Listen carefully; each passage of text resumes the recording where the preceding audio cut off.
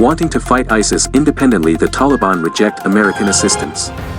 Under the agreement between the United States and the Taliban signed in Doha in February of 2020, the Taliban pledged to prevent terrorist groups, including Al-Qaeda, from operating inside of Afghanistan.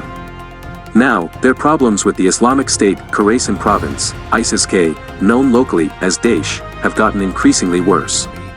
Since 2014, the fighting between the two groups has steadily increased. On Friday, a suicide bomber exploded a vest bomb inside of a Shia mosque in Kunduz, a city in northeastern Afghanistan. According to the state-run Bakhtar news agency, the explosion killed at least 46 people and wounded more than 140. ISIS-K released a statement claiming responsibility for the deadly attack, in the worst loss of life since the Taliban wrested control of the country back from the Afghan government. ISIS-K identified the bomber as an Uyghur Muslim, saying the attack targeted both Shias and the Taliban for their purported willingness to expel Uyghurs to meet Chinese demands.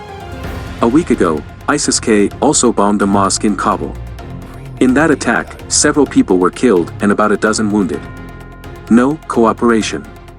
Despite the recent attacks, on Saturday, the Taliban said it would not cooperate with the United States on eliminating extremist groups like the Islamic State from Afghanistan. During a meeting in Doha, Taliban spokesman Suhail Shaheen told the Associated Press that there would be no cooperation with the U.S. in targeting the terrorist groups operating in Afghanistan.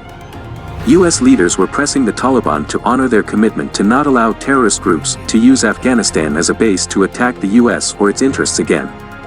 "We are able to tackle ISIS-K independently," Shaheen said when he was asked by the AP if the Taliban would cooperate with the United States.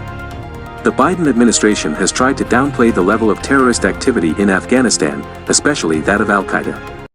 "There's a greater danger from ISIS and Al-Qaeda and all these affiliates in other countries, by far, than there is in Afghanistan," President Biden said in late August.